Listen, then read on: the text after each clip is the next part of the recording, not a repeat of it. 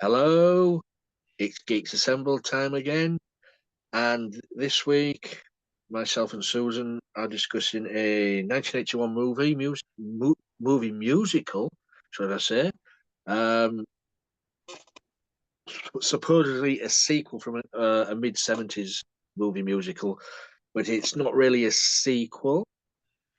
It's But it not. There's the only characters that are the same are two of the characters. two characters, but then it's not a direct sequel. They've got actors from the other movie playing other characters. Uh-huh. You've got two characters' names, what was in in the original movie, played by two other different actors. So, we are discussing Richard O'Brien's shock treatment. We've taken a trip to Denton, USA, where the town of Denton is ruled by reality TV. Hmm. Um, and that's all they know. So we'll go to Susan and find out what she thought of the next thrilling adventure of Brad and Janet. Over to you, Susan. Yeah, Brad and Janet are the only two that are from the Rocky Horror Picture Show. And they are they aren't the same Brad and Janet that you're used to because they have morphed quite seriously in their characters. The married. And well, yeah, they're married now, but I mean, um, they weren't like acted the same way, or the decisions they make were the same. I mean, in Rocky Horror Picture Show, Janet was the shy one, and Brad was like, "Oh, I can take care of it." And so that's why Brad ends up having gay sex with Mr. Frankenfurter. But in this one, he is the one who is Mr. Prude, and she Yeah, is the one who is little dominatrix in her little black dress. And so yeah, that's really interesting. And in this one, it's played by Jessica Harper and Clifty Young. And Clifty Young also plays the other the nemesis, their nemesis in the story, the guy from out of town who is, or maybe who just lives in a mansion out of town. His name is Farley Flavors, yeah, and I was like, I couldn't, you know, the great thing about Clifty Young is that acting. I couldn't tell that they were acted by the same guy. So he disappeared into those two roles pretty good. yeah, you did, So yeah. that was pretty sweet. I had to I looked it up. I googled it. I'm like, no way. And then I went back and I watched some more of it. And I was like, no way. And Richard O'Brien was great as sort of the doctor in the house. And but then there was uh, Patricia Quinn was also in this as another doctor also. So Dr. Nation McKinley and Cosmo McKinley were they were married too, a married doctor couple, and like they it was just interesting. And then Nell Campbell, uh, who played nurse, what was her name? The nurse anyway. So Nurse, that Nurse Ansalon. okay. Oh, like sing along anyway. Like there's like this like there's a again. the three of them together, really important. And also Rick Mail was in this. And you know how much I love Rick Mail. And I didn't even know that he was in this movie. I guess I'd watched it, but I didn't even recognize, or clue into the fact that that was Rick, because he doesn't speak much at all. I don't know. I think he says a few things, but he says them in an American accent. Yeah. So I just didn't know. And then there's Dame Edna in it. Actually, her alter ego, Barry Humphries, Yeah. as Brett. the guy Bert Chinook, who's like the reality TV guy, and that's fun because uh, there's all these sorts of issues going on. And Denton is a city, but Dentonville was the reality show about their city, so that was fun. Anyway, I enjoyed it a lot.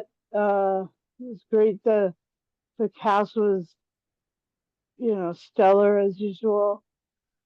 The songs weren't as catchy as the ones in the other one, but yeah, that's maybe why it's not as well known, Uh-huh. because you don't really actually get like the whole, um,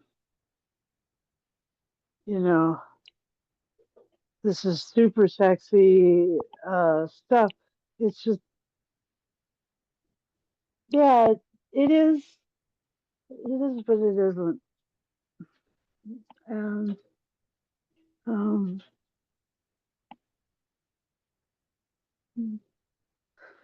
yeah, I don't really. There's nobody else that really stands out as people that I need to talk about very much. But you're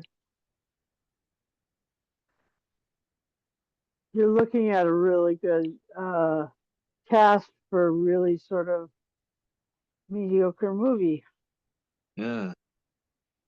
and the songs aren't as catchy. Like I just watched Wicked a couple of weeks ago, and that those songs are still running through my head.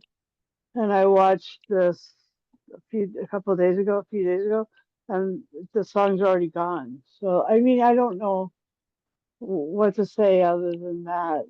That's unfortunate, but that is the reality of the situation.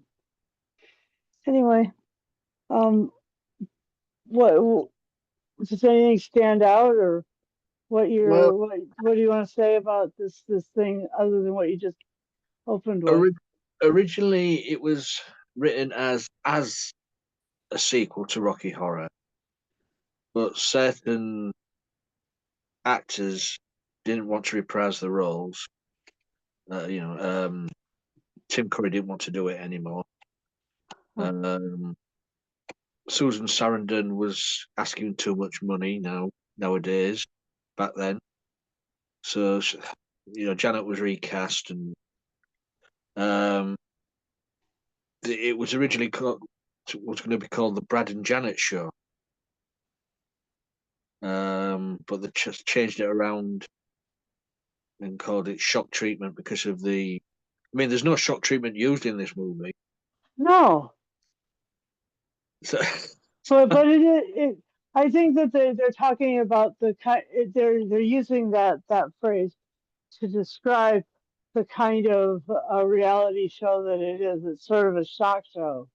yeah, yeah, it's a shock schlock show. Um, Oh, yeah. so- but also you've got Ruby Wax in this, and also you've got Charles Gray as the judge, um, Oh, yeah. who was in Rocky Horror as the narrator. Yeah. So he returned. But I totally agree with you. I mean, it's a good watch. Yeah, but as you say, the songs aren't as catchy as. I mean, you got to give a big thumbs up to Richard O'Brien because he wrote the songs, and Yeah. he did the best he could with them with this movie. Mm. I mean, the musical numbers worked well in the movie. Yeah. Um, but as you say, you come away from it an hour later after watching the film. Can you remember any of the songs? Not really. Mm. You know, you know, Dentonville, USA song, and was it called "Bitching in the Kitchen"? Uh, Mm. and of course the song "Shock Treatment." Um, but there was other songs in there. Yeah, they just didn't grab you like Time Warp did, and Sweet Transvestite and stuff like that. Um, And touch me. yeah, Yeah, I love that one so much. but it was a good take on reality TV and the situation of mental health. Yeah. Um, yeah, or it was all about making money. Yeah. The state of reality TV, state of the medical profession. It was all money, money, money. I mean, for me, the character of where is he? Bert Schnick, the blind Viennese TV host Yeah. who turns out isn't blind. So all this with his white stick, walking down the corridors and all that. Yeah, I thought that they were trying to show that Janet was like a miracle or whatever. yeah. Oh, yeah. I can see now. Um, Uh-huh. but it was the way they were sort of lying to the audience, Hmm.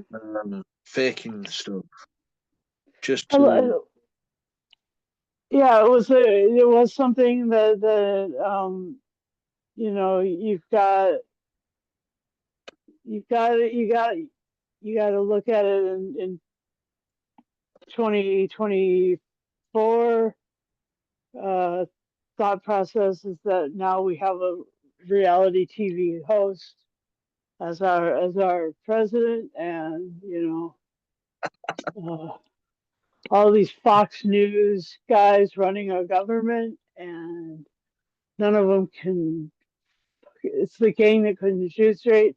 None of them can fucking think for themselves, and but this group in the city, and I just think of like the city in Iowa, like there's or or or what is it that Arizona, that one that was from Dark Star, like those two possibilities is like where this came from.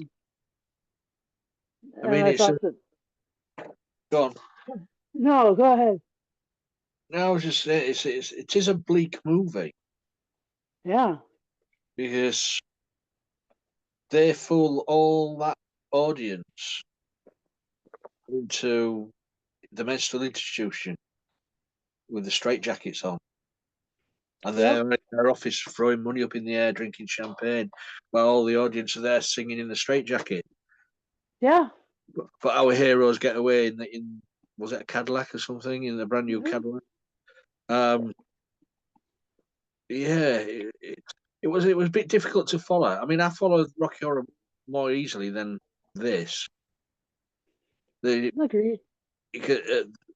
Brad is institutionalized to be got out of the way because it turns out Farley Flavors is his spoilers is his long lost twin brother. Twin brother. who is envious of everything he's ever done and got. But the trouble is that this twin brother is the more wealthy, the more stylish, has more material. So it's just a challenge to know that to try and reconcile that whole thing because of you know Yeah, but Brad is he may have a twin brother, yeah, but the twin brother shouldn't be jealous of him.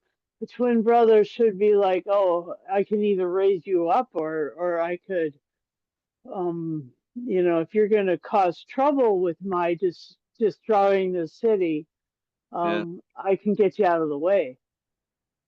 But they didn't make it seem that way. So I mean, it was just like that was another thing that really didn't make any sense. Lee Yeah, is that this brother that was he was a whole lot better off than Brad was. and at the end of the movie, it still is. Yeah, The bad guy wins, and also the good guys get away. So I yeah, suppose they win as well. So both sides win. yeah. But the escape doesn't make Farley flavors any better. No, So no. so the Empire doesn't really strike back. So as a sequel, it doesn't. You kind of don't have that perfect I, comeuppance or whatever. I do like the way that it's all set in a TV studio, and Yeah. it comes across as the 19 sort of 50s. Everything is sugar sweet American Mhm. dream of home Mhm. life. Mhm. They really did get that well. Uh, Yeah. that did come across really well in this. And then you say you've got Richard O'Brien and Patricia, or Dame Patricia Quinn, or was it Lady Patricia Quinn? I can't remember. But Oh. yeah, those two, the doctors for this studio, turns out they're not doctors. They're No. the character actors. So everything is fake. Mhm. They're fake. Schnick is fake. You know, but that's what reality TV is. It's all fake. Um, yeah, it's an enjoyable watch, but as I say, it's also hard to understand what's going on. And as I say, the song and dance numbers just don't hit the right hit the right note with the viewer. I think. Um, it did. It absolutely flopped at the box office. Oh. And Well, then again, the Rocky Horror Picture Show flopped at the box office until the box offices started doing midnight showings with all the accoutrements. well, maybe Oh, at maybe least at least over here, that's what they do. do over here as well. Um, maybe they should try that with this. I know they did make it into a stage show in around about 2015 Oh yeah. in London. Hmm. It played in London. I think that was the first time it was made into a stage show. Oh, okay. So it could work as a stage show, I suppose. But as a movie, it does fall flat. Perhaps not. Yeah. Mhm. But you can't say that the actors were no good because they were good at what they did. They were fantastic. They Yeah, yeah. and and Curry did a Zoom reading of the Rocky Horror Picture Show All right. uh, during the pandemic. If you donated to what was it, Alex? The Iowa Democratic Party or something like that? Michigan, Ohio. God, I don't remember. one of our fair agricultural or industrial states in the Midwest. If you donate to that one, you would get a chance to everyone got a chance to be part of that audience to watch that Zoom, and so I was thrilled. I was like, yes, yes, yes, please. And Cool. that was during the Biden presidential campaign. He was supported by you know the most super diverse group of people, and all of these very very super amazing actors and actresses and everything were just like bringing it in. It was great. And so yeah, my Richard O'Brien is absolutely bloody brilliant in my Oh yeah. in my estimation. I don't know I don't I don't know why there's such a difference between these two, but sometimes, your sophomore your sophomore project flops. Yeah. It is something that I'm just occasionally. yeah. I'm just looking at the song tracks. Yeah, Denton USA. Yeah, that was the big. Bitching in the kitchen. I was right. Yeah. Um. Uh-huh. Uh. Farley's song, Lullaby. I did like Little Black Dress. Yeah. You go I snip guess snip. that one was a little catchy because I do remember that one. Yeah. Shock treatment. Looking for trade. Breaking out. Yeah. It's there's a couple what are quite good, and most of these were made for the original sequel to Rocky Horror because Uh-huh. as far as I know, he kept some of the songs, but as I say, the sequel never happened. Shock treatment came about, so he kept Yeah. some of the songs from his that project. What didn't happen? Yeah.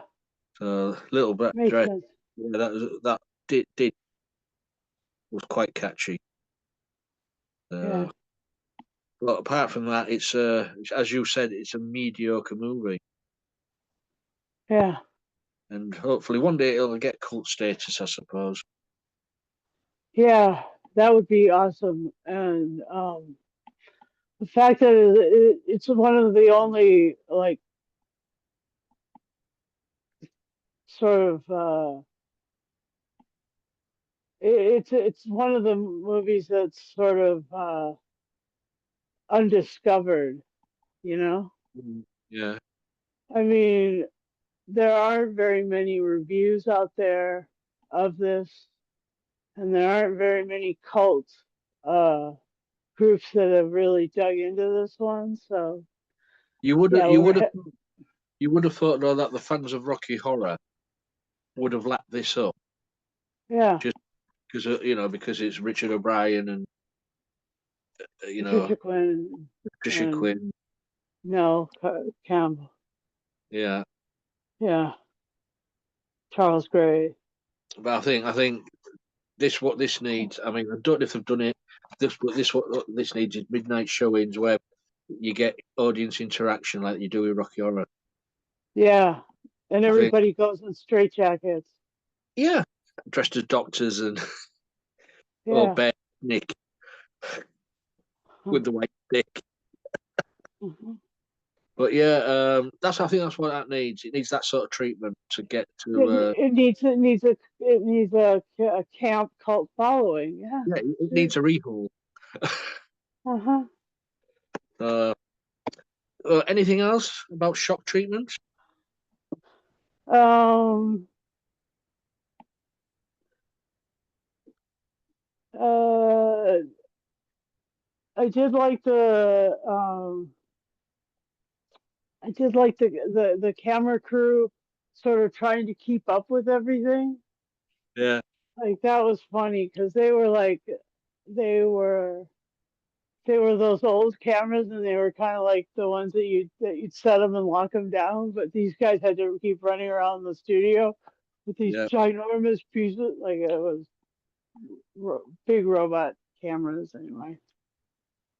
And that's what they needed.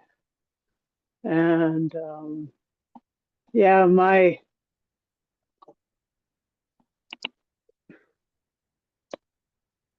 I did think it was really colorful and Yeah. enjoyable. And the only time that it wasn't colorful was when you went into the shall we say the cell in the round. Hmm. It was very much like the Hannibal Lecter cell in Silence of the Lambs. Like you could walk all the way around it. Yeah. I mean, also as well, it was. You say it was colourful, but it was also very clinically white. Yeah. You know, it was all filmed in one stage set in England. Uh-huh. I mean, it said they even made it in England, hoping for the same success of Rocky Horror, like because that was made in England as well. Yeah. But, And Dame Edna is an English uh, uh, treasure. Um, well, was what English? actually was actually Dame Edna was one of the people who was interviewed for the royal wedding of I can't remember if it was um, William and Kate or Harry and Meghan, but one of those two. Dame Edna was there on the morning shows, and I was just like, yeah, Well, that's perfect. I think it had to be Harry and Meghan because it wasn't William and Kate was so much more serious, but the William or Harry and Meghan wasn't as much, but it was great. I mean, I'll put you right there. Barry Humphries is Australian. Was Australian. Um, he wasn't Is English. Dame Edna is it Australian though? Yeah, well, Barry Humphries is Dame Edna. I know, but is Dame Edna Australian or Yeah, does he she played. speak He with played. a He played. does He she? played as an Australian. Yeah. Oh, all right. Uh, Sorely missed as well because I say he passed away a few years ago. So Yeah, yeah, yeah. it was. So It did was. a lot of the Yeah. the the Rocky Horror people as well. Yeah, so this is part of that cultural zeitgeist that is camp and Oh, it was camp. as hell. Yeah. And yeah, so I tell you what I did like, which was a nod to Rocky Horror. Did you notice in the dressing room on the wall the portrait of the American Gothic couple? You know that no. in Rocky Horror they had that, didn't they, outside the church? The man and the woman stood there pitchfork. Oh yeah. Yeah, well, on the wall in the dressing room in shock treatment, there's the painting of the American Gothic. Oh cool. Yeah, you saw it a I couple of didn't times. notice that. Yeah, yeah. I thought, well, that's a little nod to Rocky Horror. Yeah, I guess. Yeah, that's really good. Well, shall we go final same score then, Susan? I know this ain't going to be a high Cer- score, but go ahead. Certainly. Yeah, I'll give this an 8 out of 10. That's something then I thought you Eight, were going um, 8 surgical gloves. Snap, snap. Out of 10. They to. Right. really, they really tried. They tried. This is, this isn't a small production. They really tried hard. Yeah, they did. Yeah, yeah. Um, I'm going to give this 7. I enjoyed it, but it just doesn't reach. It doesn't get that. It doesn't get to the top. So yeah, 7 Braille contracts out of 10. Because there was Schnick reading the Braille contract, but he wasn't Yeah. blind.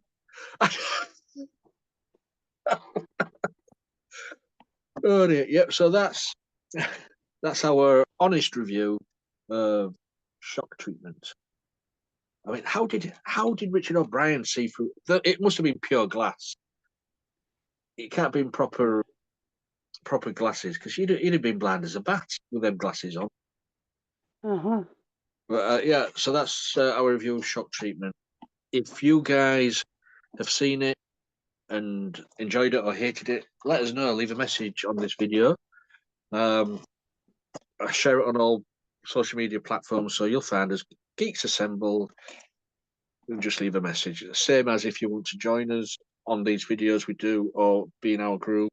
Just leave a message. You've got to be 18 and over because some things we watch or listen to are 18 rated. So that 18 plus and over. Also, Is Shock Treatment? What is Shock Treatment rated? What do you think? I don't know. 14. Where are we? PG. Huh. Okay. PG, and they're laid on the beds with horse whips and in basks. Yeah. Go All figure. right. Well, at least they're not king shaming. Yeah, but also, if you want to join us, you've got to have a working camera and microphone, and the advice we use. And also remember to press the bell notification button, and you get notified every time we put up a new video. Is that it, Susan? Yeah, it is. Our little review there, right then. So until next time, guys, please be safe and enjoy life. Have a sing song, have a dance. What's better than that? Bye for now.